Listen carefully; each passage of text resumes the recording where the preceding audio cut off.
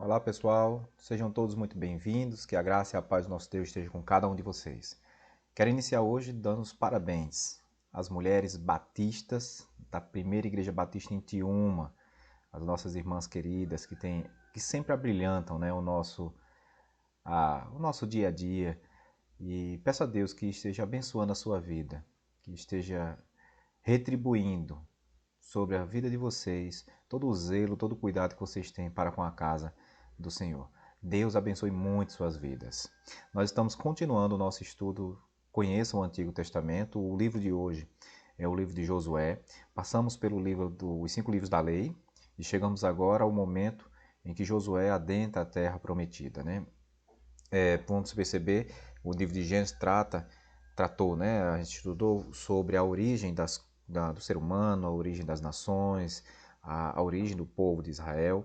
O livro do Êxodo mostrou como o povo saiu do Egito, né?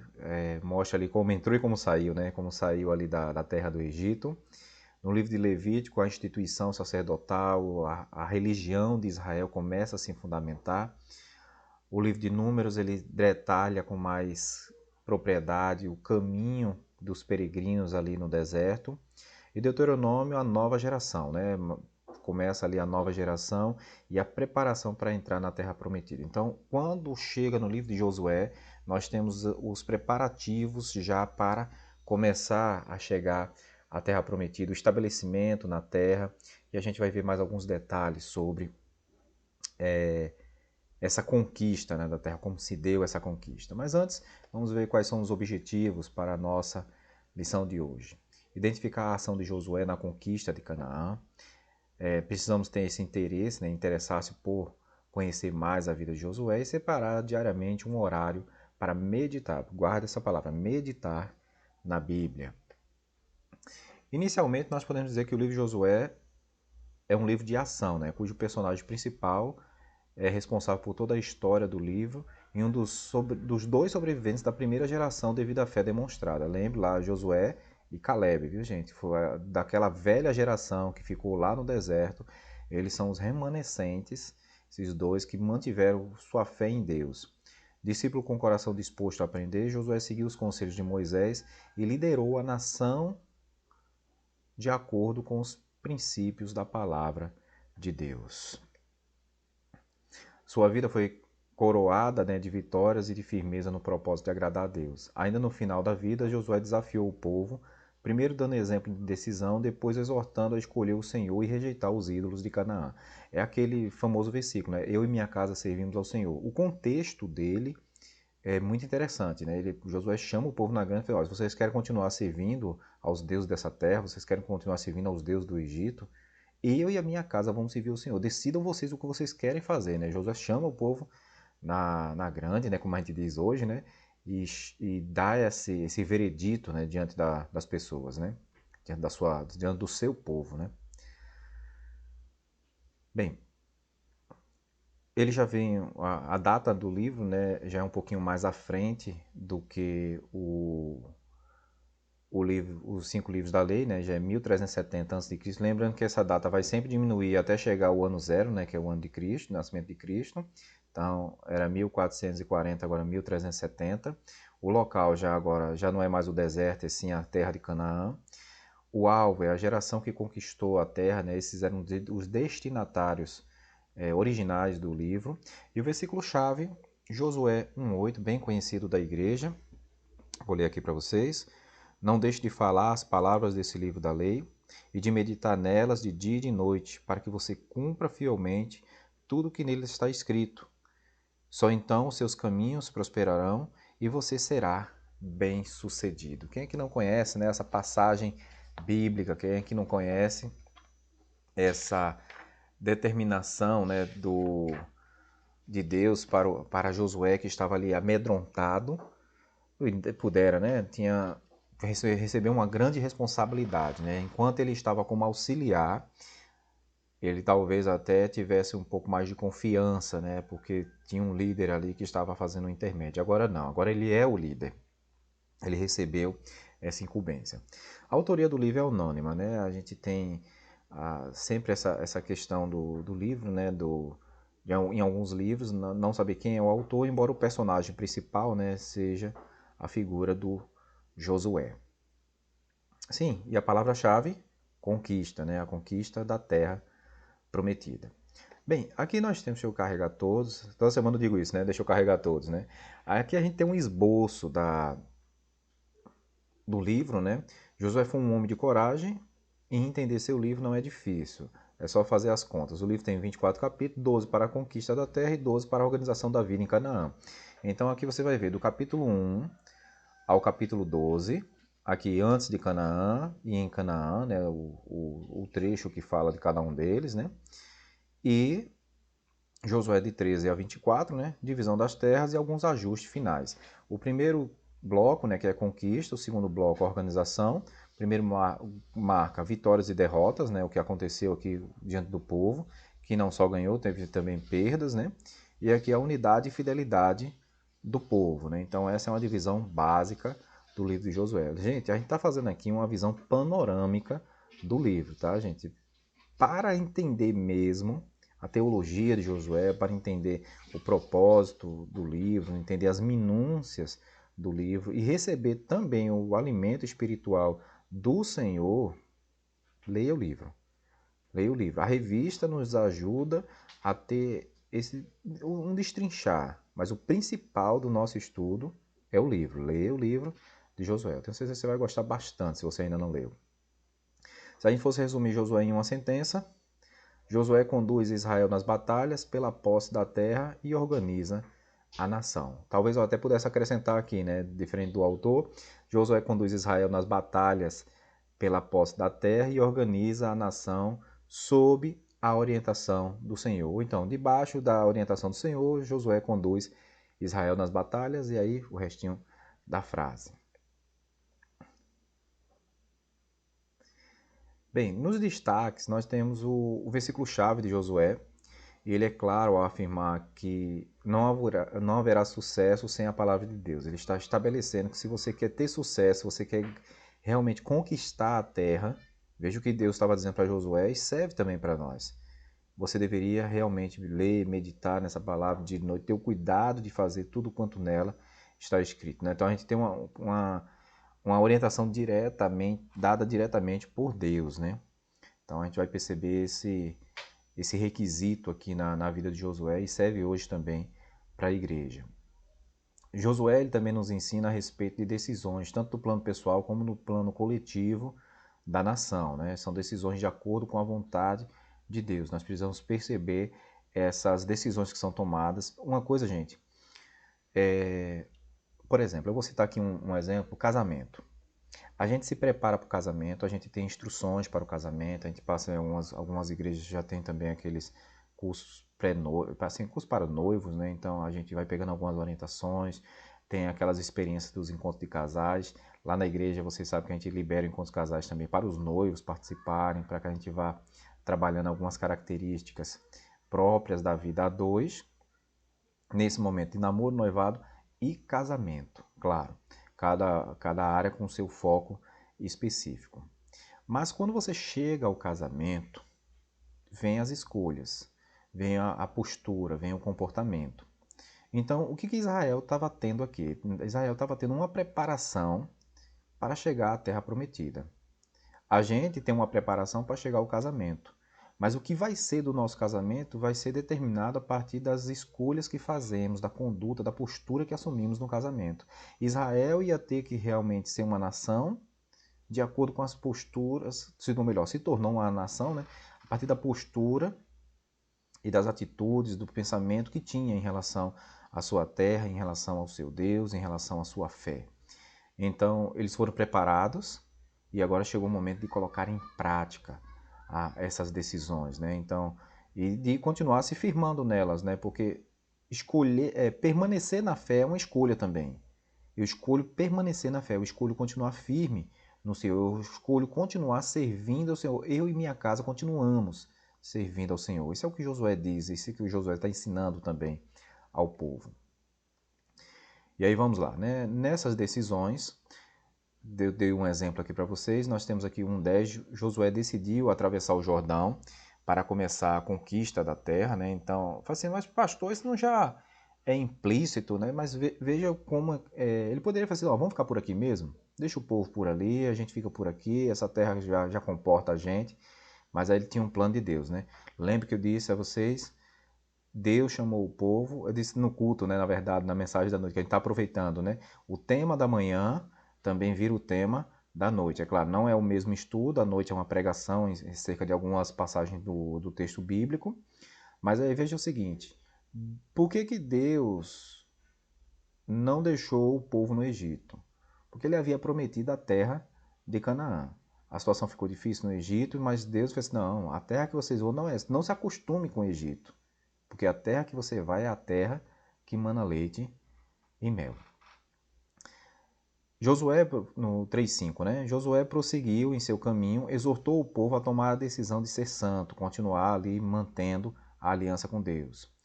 4, versículo 4 e 5. Versículos 4 e 5, né? Josué corajosamente obedeceu a Deus e fez o memorial que ele havia ordenado. E no 5:3, Josué circuncidou os homens de Israel de acordo com as instruções precisas do Senhor. Gente, se você não leu ainda, dê uma lidinha nesse capítulo 5 de Josué. Deixa eu pegar aqui só para vocês percebam. Eu já li o livro todo de Josué, minha Bíblia é toda marcadinha, viu, gente? Eu vou colocando as anotações, acho que tá dando para você ver aí. Eu vou colocando as marcações para lá para cá. Mas não tinha recordação do detalhe específico, né? Aí, quando chega aqui no capítulo 5, né, que tem essa circuncisão do povo, né? Então, veja só, versículo 2. Naquela ocasião, o Senhor disse a Josué, faça facas de pedra e circunde os israelitas. Josué fez facas de pedras e circuncidou os israelitas em Gibeate Aralote. Gente, vê só, por que essa circuncisão? Quem tinha saído do Egito foi circuncidado. Quem nasceu no deserto não tinha ainda passado pela circuncisão, que era essa marca corpórea da aliança de Deus com o povo. Aí eu fico pensando nessa questão. Quando eu li aqui, faça faca de pedra para fazer a circuncisão, vocês sabem, né, que é aquele cortezinho lá no prepúcio, que seria hoje a operação de fimose, mas fazer essa operação de fimose com uma faca de pedra, gente, eu me arrepiei todinho. Que eu fiquei assim, meu Deus, que dor não deveria ser, principalmente para adulto. Ela não tá rindo de mim aqui, né? Eu sou mole, gente, para essas coisas, né? Mas fazer essa circuncisão com faca de pedra é, é cruel. É cruel, né? Principalmente pra gente que precisa passar por essa situação, né? Vamos lá. Eu digo, a gente não, assim, o povo de Israel, né, que passa por essa situação, né? Josué 5:15. Josué tirou as sandálias dos pés porque o lugar era santo, né? Uma decisão ali. Na verdade, foi uma obrigação, né? O santo, o anjo do Senhor chegou para Josué e disse: tire as sandálias dos pés, porque o lugar que você está é um lugar sagrado, é um lugar santo. Essa questão da reverência no espaço, né? Josué 6, do 6 ao 7, Josué seguiu rigorosamente a ordem do Senhor para invadir Jericó e venceu a batalha. Aqui, gente, a gente tem uma coisa muito interessante em relação às recomendações de Deus. Os comandantes, né, dos exércitos de Josué chegaram e disseram, qual é a estratégia? Ele fez, olha, pega as trombetas, coloca o pessoal para fazer a marcha e 7 dias a gente vai passar em volta do muro. Né? Josué tem certeza que essa é a orientação? Tenho. Então, o exército seguiu a orientação de Deus. Aí você percebe, quando o homem está realmente no centro da vontade de Deus e coloca a sua mensagem, né, Deus revela a ele a sua mensagem, as pessoas entendem e seguem. E quando seguem, tem a vitória. Esse é um detalhe. Eu estou balançando aqui um pouquinho o computador, mas perceba essa característica. Por mais que você olhe assim, quem foi que venceu alguma batalha dando volta em torno da cidade? Josué. Porque na verdade não era a volta, né? Eles poderiam ficar jogando água de longe. Porque quem ia fazer todo o milagre era justamente o Senhor. Capítulo 7, versículo 17 a 27, Josué obedientemente disciplinou o responsável pela derrota do povo de acordo com as instruções do Senhor. Percebo que tinha gente que não estava caminhando, não estava seguindo as regras especificamente. Quando isso acontecia, o povo caía. Isso a gente vai ver muito mais destacado lá no livro de Juízes. O povo segue o caminho do Senhor, está sendo guardado. O povo nega o caminho do Senhor, o povo começa a sofrer. Então aqui em Josué a gente já tem um indício disso aqui. Josué usou mesmo de pulso firme aqui para poder fazer essas correções, nessas disciplinas. A gente tem uma história em Josué que é justamente sobre o sol parar, né? Lembrando, gente, que a revelação de Deus ela se dá na medida em que nós conhecemos, de acordo com o nosso conhecimento, de acordo com as nossas palavras, de acordo com a linguagem que nós utilizamos. Se hoje fosse dito isso, o Sol parou, talvez alguém pudesse até dizer, o Sol nunca se movimentou, o Sol sempre está parado. Quem circula em volta do Sol é a Terra, né? Então a gente vai perceber isso daí. A linguagem que ele tinha para se referir a esse evento, na época, era essa. O que eu não estou falando aqui que o evento não aconteceu, o que eu estou dizendo é a linguagem, o Sol parar. O Sol já estava parado, na verdade, o que parou foi a Terra, né? Ou o fenômeno assim, solar que aconteceu permitiu que como é que eu posso dizer aqui? Que a claridade permanecesse por mais tempo. Então, assim, tem uma interpretação que marca, né, esse texto de maneira literal, tá, gente? Interpreta o versículo literalmente. E a outra que concorda com o versículo, mas dá uma explicação científica para isso, como se tivesse sido uma espécie de eclipse. Que aí, no caso, a noite, no caso, não chegou, porque o sol continuou brilhando, continuou sendo refletido, e aí continuou o povo também na batalha. Tá certo? Isso é só uma curiosidade acerca do livro, não é um fato para que a gente fique preocupado com isso. Lembre, gente, que a Bíblia é um livro de fé, não é um livro para provar fenômenos naturais, esse não é o propósito da Bíblia. E também eu não vou crer na Bíblia só o que a ciência consegue comprovar. Também não é esse o propósito da Bíblia, né? Nós cremos pela fé, não vamos descredibilizar a ciência, as conquistas da ciência, mas tem pessoas que falam assim, a ciência já provou isso. Quer dizer, tem coisas que a ciência nunca vai provar.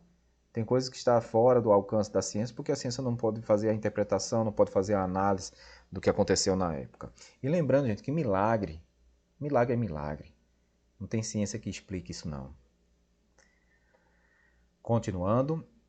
Bem, a nova geração, né? Outra curiosidade. Os primeiros capítulos de Josué têm um registro dos milagres que apareceram no livro. Em certo sentido, eles repetem para a nova geração a experiência que a antiga tinha vivido no deserto. Aí a gente tem alguns exemplos. Por exemplo, Deus abre o caminho. Lá na antiga geração, a travessia do Mar Vermelho. Na nova geração, a travessia do Rio Jordão. Vitória na batalha. Faraó é derrotado no Mar Vermelho, enquanto o povo caminhava a salvo. Jericó é derrotado no pó, enquanto o povo caminhava ao redor da cidade. Continuando. A murmuração trouxe a disciplina com a morte de Corá e outros. O pecado trouxe a disciplina com a morte de Acã e sua família. Isso aqui, gente, tudo que tiver aqui nova geração é no livro de Josué, tá, gente? Aqui é lá nos livros, lá no Pentateuco.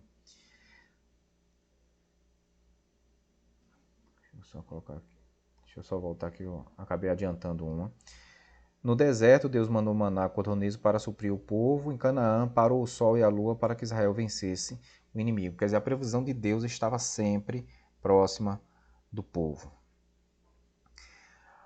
Outra curiosidade, né, a guerra contra Hazor, né, o Hazor. A guerra contra Hazor nos dá os segredos da vitória de Josué. Aí aqui eu vou mostrar aqui alguns versículos. Deus dá ordem a Josué, não temas. O Senhor entrega os inimigos nas mãos de Josué. Josué obedece às ordens do Senhor. Josué recebe a vitória. Josué era obediente, né? A gente tem até uma argumentação aqui indutiva, né? Para o que a gente pode compreender neste capítulo 11, né? Uma argumentação indutiva em relação à palavra de Deus. Uma dedução, né? Ou melhor, um caminho indutivo mesmo, né? A gente vai fazer essa argumentação indutiva. E a gente finaliza, né, esse livro, né, colocando um detalhe em relação ao livro de Josué. O livro termina com uma declaração de fé do líder e um testemunho de sua família. Aquele texto lá de Josué 24:15, né? Eu e minha casa serviremos ao Senhor. Agora tem um destaque que o autor faz, que é que merece uma aplicação para a vida da gente, né?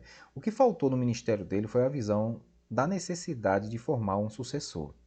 Moisés deixou Josué, mas Josué não apontou ninguém. O resultado você verá no próximo livro. Sem líder, o povo se afastou de Deus. E aqui, gente, tem uma aplicação muito interessante para as nossas famílias. Às vezes, tem pessoas que são ótimos provedores das suas famílias. São carinhosos, são responsáveis, são trabalhadores. E esse é o padrão, né? Esse tem que ser o padrão para as nossas vidas. Mas às vezes não se prepara os filhos para assumir uma postura. Se você está fazendo direito, ensine seu filho também a fazer direito. Ensine seu filho a ter essas responsabilidades. Ensine a seu filho que quando chegar o momento dele, ele vai ter que também assumir as suas responsabilidades. O que a gente muito vê hoje são famílias em que os pais têm formação, em que os pais têm trabalho, em que os pais conseguem manter a casa e os filhos, quando chegam na época de faculdade ou chegam na época de trabalhar, eles estão em casa acomodados.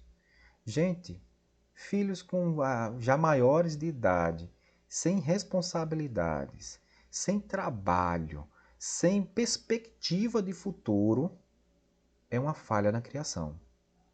E aí a gente precisa entender que isso é remediado. Quando? No dia a dia. A cada momento a gente precisa realmente estar preparando os filhos para serem donos das suas vidas. Eu não estou falando aqui que ele vai ser a parte do Senhor. Não, gente. O Senhor é sobre nós, mas ele precisa tomar as rédeas da sua vida, ele precisa garantir o seu sustento, ele precisa garantir a sua subsistência, ele precisa se constituir. Ele não quer casar, ele não quer constituir família, tudo bem. Mas ele tem a obrigação de se sustentar. Claro, tem as exceções, sim, daquelas pessoas que têm limitações, têm deficiências, têm problemas. Então a gente vai realmente entender que eles são sempre dependentes dos pais ou dos parentes que estiverem na tutela, né? Mas prepare seus sucessores, prepare seus filhos para que eles continuem dando o exemplo que você tem dado. E aí sim, se você tem dado um exemplo positivo, viu? Se não, não tem aquele negócio, né? Faço o que eu digo, mas não faço o que eu faço. Aí na palavra de Deus a gente tem que fazer de tudo para dar o exemplo positivo. O primeiro exemplo começa com a gente em casa. Então, pensa nessas coisas, trabalhe, veja, Josué fez muito bem, Moisés deixou um sucessor, que foi Josué, mas Josué não teve tempo de fazer isso, ou não teve oportunidade de fazer isso. Então a nação de Israel começou a sofrer no livro de Juízes. Para que você não sofra na sua família, seus filhos precisam lhe suceder. Eles não precisam assumir as suas responsabilidades. Não, eles precisam dar conta de si mesmos e assumir as suas famílias. Meus queridos, Deus abençoe vocês. Continue lendo a palavra do Senhor, continue meditando na palavra do Senhor, que eu tenho certeza que Deus vai estar abençoando muito a sua vida. Lembre-se, leia a palavra do Senhor, medita nela dia e noite, tenha cuidado de fazer tudo quanto nela está escrito, e aí você vai ver sim prosperar o seu dia. Deus abençoe sua vida, meu irmão, minha irmã.